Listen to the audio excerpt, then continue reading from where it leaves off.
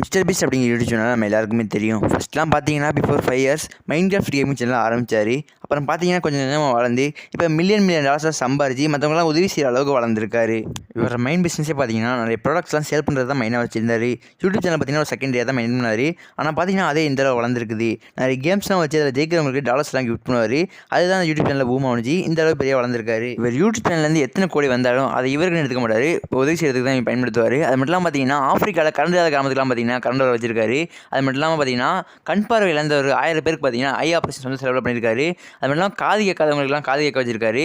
கால் இல்லாதவங்க ஊனமுற்றவர்கள்லாம் பார்த்தீங்கன்னா கால் ஆர்டிஃபிஷியலாக வச்சு நிறைய உதவி செஞ்சிருக்காரு. இந்த மாதிரி உதவி செஞ்சு உலகம் முழுக்க ஃபேமஸ் ஆகிருக்காரு நம்ம மிஸ்டர் பீஸ்ட். இந்த மாதிரி உதவி செய்வது மூலமாக பார்த்தீங்கன்னா உலகம் முழுக்க ஃபேமஸ் ஆனார் மிஸ்டர் பீஸ்ட். அது மட்டும் இல்லாமல் பார்த்தீங்கன்னா இவ்வளோ வருஷமாக டிசிஎஸ்னு ஒரு இந்தியன் கார்பரேட் கம்பெனி பார்த்தீங்கன்னா யூடியூப் சேனலில் அதிக சப்ஸ்கிரைப் வச்சு டாப் 1ல் இருந்துச்சு. ஆனால் அந்த டிசிஎஸ் யூடியூப் சேனலை வந்து பீட் பண்ணி பார்த்தீங்கன்னா மிஸ்டர் பீஸ்ட் உலகத்திலேயே அதிக சப்ஸ்கிரைப் வச்சு டாப் 1 யூடியூப் சேனலாக இருக்கார் மிஸ்டர் பீஸ்ட். இப்போ வரையும் மிஸ்டர் பீஸ்ட் யூடியூப் சேனல் பார்த்தீங்கன்னா 281 மில்லியன் சப்ஸ்கிரைப்ஸ் வச்சு ஃபஸ்ட் பிளேஸில் இருக்கார் மிஸ்டர் பீஸ்ட்.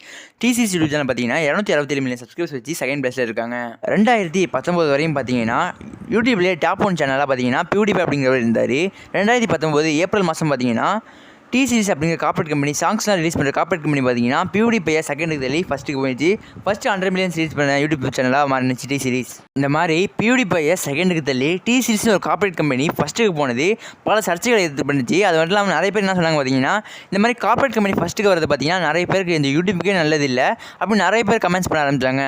அது மட்டும் இல்லாமல் சோலோ கிரியேட்டரான மிஸ்டர் பீஸ்ட் பார்த்தீங்கன்னா பியூடிஃபைக்கு ஆதரவாக இருந்தார். இந்த மாதிரி கார்பரேட் கம்பெனிலாம் எதிராக இருந்தார். ஆனால் பியூடிஃபைலாம் பார்த்தீங்கன்னா அவங்க முடிஞ்ச அளவு எஃபோர்ட் போட்டார், கஷ்டப்பட்டு அப்லோட் பண்ணார் கண்டென்ட்ஸ்லாம். ஆனால் பார்த்தீங்கன்னா டி சீரிஸ் பார்த்தீங்கன்னா ஃபஸ்ட் 100 மில்லியன் அடிச்சிருச்சு. டி சீரிஸ் ஃபஸ்ட்டுக்கு போனே பார்த்தீங்கன்னா ஒரு 5 வருஷமாக பார்த்தீங்கன்னா டி சீரிஸ் தான் டாப் 1ல் இருந்துச்சு. ஒரு கார்பரேட் கம்பெனி டாப்பில் இருக்குது எல்லாருக்கும் வருத்தமாக தான் இருந்துச்சு. அப்புறம் பார்த்தீங்கன்னா 2024 பார்த்தீங்கன்னா மிஸ்டர் பீஸ்ட் யூடியூப் சேனல் பார்த்தீங்கன்னா டாப் 1க்கு போச்சு, டி சீரிஸை செகண்டில் தள்ளிடுச்சு. அது மட்டும் இல்லாமல் தமிழ் கமெண்டியில் ஏ2டி சேனல் நம்ம எல்லாருக்கும் தெரியும். அது எல்லாருக்கும் தெரிய நிறைய வாய்ப்புகள் இருக்குது. அது மட்டும் இல்லாமல் பார்த்தீங்கன்னா பியூடிஃபை டாப்பில் இருந்து சண்டை போடும் போது மிஸ்டர் பீஸ்ட் பார்த்தீங்கன்னா பியூடிஃபைக்கு குரல் கொடுத்தாரு. அது மட்டும் இல்லாமல் மிஸ்டர் பீஸ்ட் டாப்பில் இருக்கும்போது பார்த்தீங்கன்னா ஏ2டி பார்த்தீங்கன்னா மிஸ்டர் பீஸ்ட் குரல் கொடுத்தாரு. மிஸ்டர் பீஸ்ட் பெரிய சண்டை நடந்துச்சு. அதை பார்த்தீங்கன்னா அவர் யூடியூப் சேனல் ஒரு வீடியோ அப்லோட் பண்ணார். இவரும் ஒரு சோலோ கிரியேட்டர் தான். இவர் வந்து நிறைய சோலோ கிரியேட்டர்ஸ்லாம் மோட்டிவேட் பண்ணுவார். அது மட்டும் இல்லாமல் மிஸ்டர் பீஸ்ட் டி சீரிஸ்ங்க கார்பரேட் கம்பெனி பார்த்தீங்கன்னா செகண்ட் தள்ளி மிஸ்டர் பீஸ்ட் டாப் 1க்கு போயிடுச்சு. நிறைய சப்ஸ்கிரைபர்ஸ் வச்சிருக்கு. கொண்டாடுற விடமாக பார்த்தீங்கன்னா மிஸ்டர் பீஸ்ட் ஒரு பில் போர்ட்ஸ் 6 லட்சம் செலவு பண்ணி பார்த்தீங்கன்னா சென்னையில் 5 இடத்துல வச்சிருக்காரு. அந்த பில் போர்ட்ஸ்லாம் பார்த்தீங்கன்னா தமிழ் கம்யூனிட்டி உள்ள பெரிய பெரிய யூடியூபர்ஸ் கூப்பிட்டு ஓப்பன் பண்ணியிருக்காரு. அந்த அளவு வேற அளவு செலவு பண்ணியிருக்காரு. மிஸ்டர் பீஸ்ட்னு பார்த்தீங்கன்னா அவர் ஃபஸ்ட்டுக்கு வந்தது 100 மில்லியன் சப்ஸ்கிரிப்ஷன் தாண்டி இப்போ யூடியூப் சேனலே ஃபஸ்ட்டுக்கு வந்தது பார்த்தீங்கன்னா இவர் 6 லட்சம் ரூபா செலவு பண்ணி பார்த்தீங்கன்னா சென்னையில் 5 இடத்துல பில் போர்ட்ஸ் வச்சிருக்காரு. பெரிய பெரிய பில் போர்ட்ஸ் வச்சிருக்காரு. அது மட்டும் இல்லாமல் தமிழ் கம்யூனிட்டி உள்ள பெரிய பெரிய யூடியூபர்ஸ்லாம் கூப்பிட்டு இவர் அவர் ஓப்பன் பண்ணியிருக்காரு. நிறைய செலவு பண்ணியிருக்காரு மிஸ்டர் பீஸ்ட்டுக்காக. ஏற்கனவே பார்த்தீங்கன்னா டி சீரிஸ்க்கு மிஸ்டர் பீஸ்ட்டுக்கு சண்டை நடந்துச்சு, யார் ஃபஸ்ட்டு வருவான்னு. பார்த்தீங்கன்னா யாரும் ஒரு முடிவு தரல. அப்போ ஒரு வீடியோ அப்லோட் பண்ணியிருந்தாரு மிஸ்டர் பீஸ்ட்டை பற்றி.